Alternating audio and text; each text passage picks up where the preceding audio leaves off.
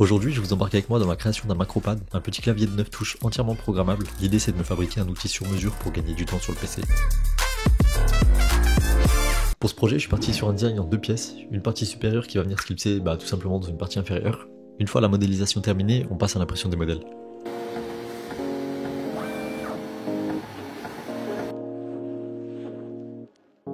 Le plateau est refroidi, je récupère mes pièces, la première sur la A1, l'autre sur la P1S.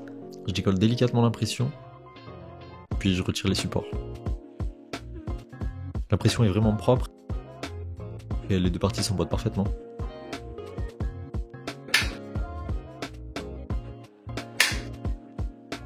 Je mettrai les fichiers STL en description pour ceux qui veulent reproduire le projet eux-mêmes. Et même si vous n'avez pas d'imprimante 3D, vous pouvez quand même fabriquer ce macropad grâce à JLC 3DP. JLC 3DP, c'est une plateforme en ligne ultra simple pour commander des pièces imprimées en 3D. Vous envoyez votre fichier, vous choisissez parmi plus de 20 matériaux différents, de la résine, du nylon, voire même du métal, et vous obtenez un devis instantané avec un suivi en temps réel. Vous pouvez faire fabriquer vos pièces en impression FDM, c'est du dépôt de filament fondu classique, super pour du prototypage et des petites pièces fonctionnelles. Vous pouvez aussi commander en SLA, qui est de la stéréolithographie avec résine liquide. Ça donne des impressions très précises et lisses, c'est parfait pour les pièces détaillées. Ou encore en SLS, le frittage laser sélectif, qui permet de fabriquer directement des pièces solides en poudre de nylon, c'est souvent utilisé en industrie. Les délais sont super rapides, vous passez commande, en 48 heures votre pièce est produite, puis livraison directement chez vous. Et en plus les prix sont ultra compétitifs, ça démarre à seulement 30 cents la pièce, et si vous êtes nouveau, vous pouvez profiter jusqu'à 70 $ de coupons offerts, de quoi tester le service sans trop se ruiner. Évidemment la qualité est au rendez-vous avec un vrai contrôle industriel, ce qui en fait une solution aussi bien pour les makers que pour des projets professionnels. Bref, si vous n'avez pas d'imprimante 3D ou que vous voulez tester d'autres matériaux, je vous mets le lien en description. Un grand merci à JLC 3DP de sponsoriser cette vidéo, c'est grâce à un genre de partenariat que je peux faire avancer la chaîne et envisager toujours plus de projets. On peut donc passer à la partie la plus intéressante, l'assemblage des composants. Pour les touches, je vais utiliser des switches mécaniques classiques, j'en insère 9 dans les emplacements prévus sur la partie supérieure du macropad.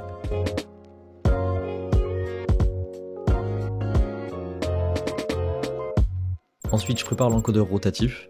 Bon, le problème c'est que celui-ci est un peu trop long, et comme je compte pas utiliser les caches fournis de base, du coup je le coupe à la scie à métaux pour obtenir la bonne taille, adaptée à mon bouton imprimé en 3D. Et voilà, il est prêt à être utilisé. Pour le cerveau du projet, je pars sur un Arduino Pro Micro. En fait c'est une carte HID native, la puce qu'il utilise peut se faire passer pour un périphérique USB comme un clavier ou une souris. Donc quand on appuie sur un bouton qui est relié au Pro Micro, il peut envoyer directement un raccourci clavier au PC, comme si ça venait de notre clavier principal.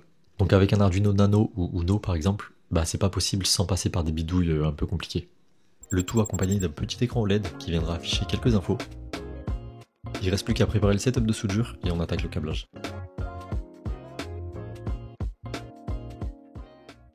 Pour les 9 switches, chacun est relié à une branche numérique du Pro Micro. 4, 5, 6, 7, 8, 9, 10, 16 et 14. Et chaque switch a deux pattes, une reliée à la masse et l'autre à la branche correspondante. L'encodeur rotatif est un peu particulier. Pour la rotation, j'ai A sur A0, B sur A1 et la masse commune sur GND. Pour le bouton intégré, une patte va sur A2 et l'autre sur la masse. Et enfin, pour l'écran OLED en I2C, SDA est branché sur la broche 2, SCL sur la broche 3, plus bien sûr VCC et GND. En fait, les switches c'est super simple, les deux broches sont interchangeables et donc ça fonctionne peu importe le sens. Quand on appuie, on ferme juste le circuit entre la masse et la broche Arduino. Et grâce au pull-up interne du Pro Micro, pas besoin de résistance externe. Pour l'encodeur, les signaux A et B sont en quadrature. Il s'active avec un petit décalage, ce qui permet de détecter le sens de rotation. Et le clic central, lui, agit comme un switch classique. Quant à l'écran OLED, le protocole I2C permet de tout faire passer par seulement deux fils. Ça rend le câblage super simple et en plus de ça, ça permet d'afficher des infos en temps réel. Avant de continuer, petit aparté, on approche déjà des 2000 abonnés et ma dernière vidéo a dépassé les 20 000 vues. Merci énormément pour tous vos retours constructifs, ça motive vraiment à pousser les projets plus loin. Et si ce n'est pas déjà fait, pensez à vous abonner pour suivre la suite.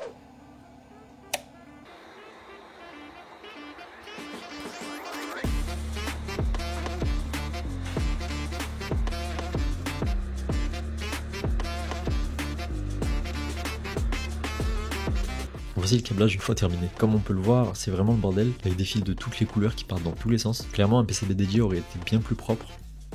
Je place ensuite tous les composants dans leur emplacement.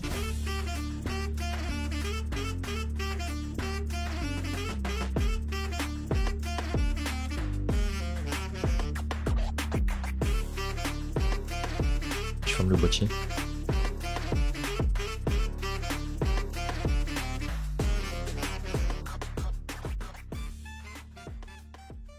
C'est le moment de vérité. Je branche le macropad, j'ouvre Arduino IDE et je teste les composants un par un. D'abord l'écran, puis l'encodeur,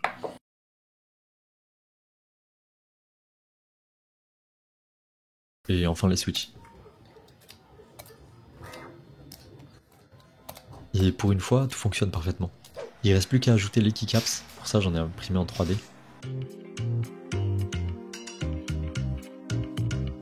Parmi eux, 3 un peu spéciaux avec les logos de Spotify, ChatGPT et Notion, les applis que j'utilise le plus au quotidien. Je les assemble sur Macropad.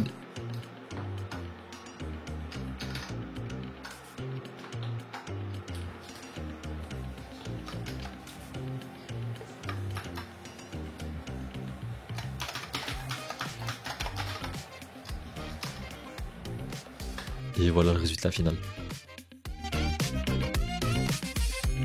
C'est un design plutôt simple, mais le rendu est vraiment propre.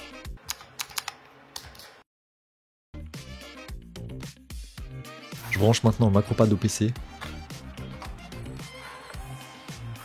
Et je joue un peu avec le code pour obtenir exactement ce que je veux.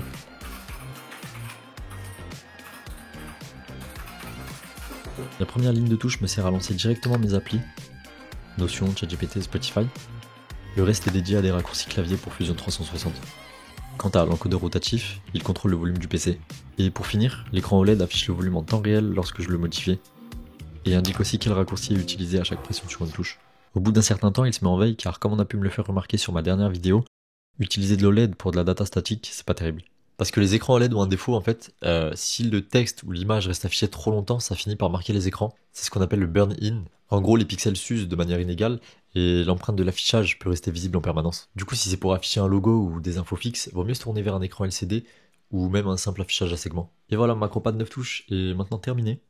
C'est un projet assez simple sur le côté matériel mais qui apporte énormément de confort au quotidien. Je peux lancer mes applis en un clic, utiliser mes raccourcis sur Fusion et gérer mon son avec l'encodeur rotatif. En bref, c'est un petit accessoire qui change vraiment la façon de travailler. Évidemment, il y a plein de pistes pour aller plus loin. Pourquoi pas une V2 avec un PCB personnalisé, un boîtier plus compact ou encore plus de fonctionnalités côté logiciel. En tout cas, j'espère que ce projet vous aura plu. Merci encore pour tous vos retours. On approche doucement des 2000 abonnés. Si vous avez des idées d'amélioration, n'hésitez pas à les partager en commentaire. Et bien sûr, abonnez-vous si vous voulez suivre la suite des projets.